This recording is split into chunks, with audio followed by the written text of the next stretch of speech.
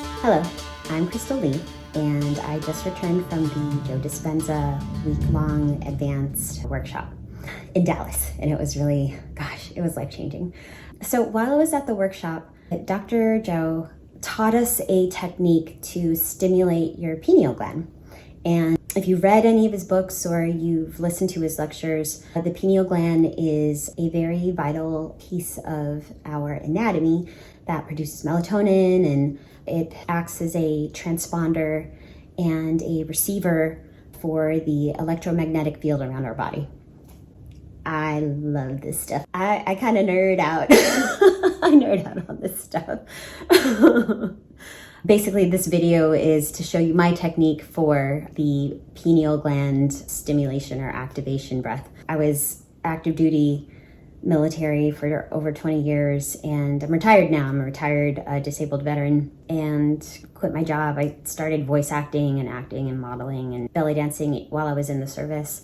But it's nice because I like to find practical ways to use belly dancing in everyday life. So one of the things that was really helpful is knowing certain belly dance moves, because it helps with this breath in particularly. So this movement, it basically takes your spinal fluid and you do a muscle contraction, and it pushes up all of that fluid up into your brain where the pineal gland sits. And the pineal gland sits right at the top of the spine.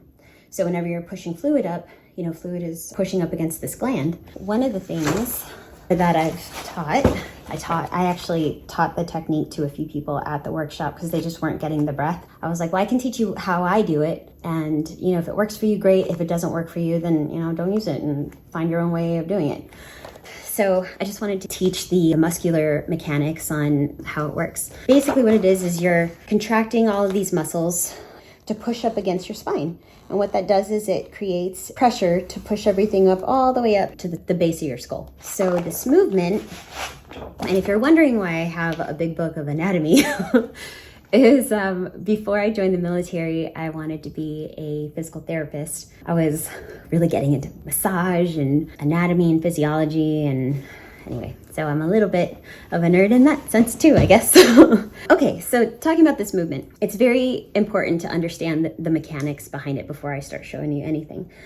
So basically, you are engaging your thigh muscles, your glute muscles. I start with my glute muscles and my rectal muscles, and I tighten those up first. And then I tighten up the Kegel muscles, or the muscles right in between your pelvic bone, and then go up to your lower abs, your upper abs, and then your solar plexus, which is right in between your rib cage. So you tighten all of this up, and I'll show you the movement. It's actually a lower belly undulation movement, only there's no release, because with regular belly dancing for this movement, it's a continuous roll. But for this, you're just engaging the muscle and then you're holding it there. So bringing that movement all the way up. And then once you get to this point, you're going to expand your chest by breathing in. So I do the breath in two parts, and it's all very slow. I'll do the first half of the breath, contracting, and then the second half of the breath, as I'm bringing in the air in my lungs, I'll use that second half of the breath to fully expand my rib cage. Now, when you expand your rib cage, you're not lifting up your shoulders, you're not squeezing your back muscles together, you are just letting your lungs expand your rib cage. That's it. When you let all the air out of your body, your rib cage drops. When you breathe in, expand your lungs, it naturally lifts your rib cage. Or you can think of it as expanding the area around your heart. First part of the breath, second part of the breath, and then at the end of the second part of the breath, I do just a little bit of a chin lift just to straighten up my spine. And then you do micro contractions to really pump that fluid up. He never says visualize in the training at all. But for me, I see a little ball of light starting down from the base of my spine. And if you can imagine, you want to do the interior. This is just the back of the spine, and it just makes it a little bit easier to show it. That little ball of energy to be lifted by that fluid. Again, this is just me. If you have another way of doing it and it works for you, awesome. I'm just sharing my own technique. Basically, I'll imagine a little ball of energy that I'm trying to push up with the fluid in my body all the way up to the base of my skull. and that little ball of energy just pushes up against the pineal gland. So doing that from the interior. Imagine it's going up the inside part of your body. You are engaging your lower muscles, engaging your upper muscles, pushing that little ball of energy up. When you expand your rib cage, the little ball of energy sits right in the cavity where your heart is. And then once you do the little chin lift, you're shooting all that cerebral spinal fluid that's pushing the ball all the way up to your pineal gland. So top of your spine. Okay, so that's the muscular description of everything. So now I'm going to show you the movement. And again, if you have any questions about the breath or any of Dr. Joe's research or training, please go to his website. It's www.drjoedispenza.com. If you haven't seen this yet, there is a wonderful book. It's called Becoming Supernatural. Again, favorite book. And a lot of the questions that you may have could be answered in this book. So, all right, so let's do the movement. When I do the breath, following his instructions, he'll give the, I'm ex-military, so I'm like, he'll give the command. So he'll say, push all the air out of your nose. So you push all the air out. Now, when I push the air out of my nose, I will push out the lower core muscles. When I exhale, this all goes out. When I inhale, first half, I'll suck in the bottom, suck in the top. Second part of the breath, expand this all the way, lift my chin, and just do micro contractions and push all of that fluid up to the base of my skull or the top of the spinal cord, pushing up against the pineal gland. Again, we'll do it one more time. Push all the air out of your nose. And now you're going to engage your glute muscles, your rectal muscles, your Kegel muscles, lower abs, upper abs, solar plexus. Expand your chest out with the rest of that breath, and you're just going to push that that spinal fluid up into the base of your skull. And then he'll say, let it out. You let it out.